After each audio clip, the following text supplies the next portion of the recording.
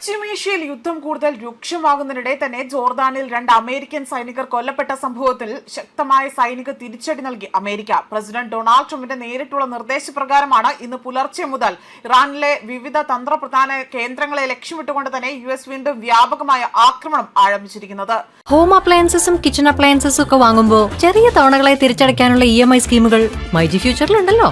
Experience ചെയ്യാം next level shopping myG ഫ്യൂച്ചറിൽ.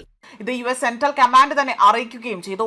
Hormuz കടലിടുക്കിൽ വാണിജ്യ കപ്പലുകൾക്ക് നേരെ ആക്രമണം നടത്താനുള്ള ഇറാന്റെ ശേഷി ദുർബലപ്പെടുത്തുകയും ജോർദാനിലെ ആക്രമണത്തിന് ഉത്തരവാദികളായി എന്ന് അമേരിക്ക ആരോപിക്കുന്ന ഇസ്ലാമിക് റവല്യൂഷണറി ഗാർഡ് കോർപ്സിന് കനത്ത തിരിച്ചടി നൽകും എന്നതാണ് ഇപ്പോൾ ഈ സൈന്യം ഇവിടെ നടപടി എടുത്തുകൊണ്ട് തന്നെ വ്യക്തമാക്കിയിരിക്കുന്നത്.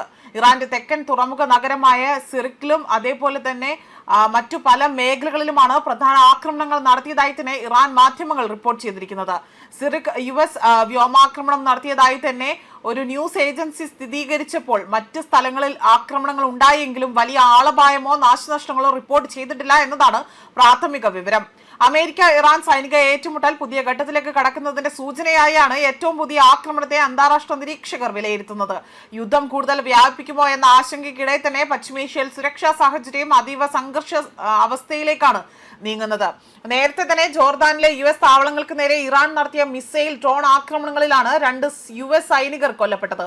ആക്രമണത്തിന് പിന്നിലെ US സൈനികനെ അവിടെ കാണാതായതും ഇവിടെ സ്ഥിരീകരണമുണ്ട്. അതേസമയം ആക്രമണത്തിൽ പരിക്കേറ്റ 4 സൈനികർ ജോർദാനിലെ ആശുപത്രിയിൽ നിന്ന് അവിടെ ഡിസ്ചാർജ് ആയി എന്നും അറിയിച്ചിട്ടുണ്ട്. ജോർദാനിൽ 2 US സൈനികർ കൊല്ലപ്പെട്ടത് US പ്രതിരോധ സെക്രട്ടറി പീറ്റ് ഹെക്സത്ത് സ്ഥിരീകരിച്ചിട്ടുണ്ട്.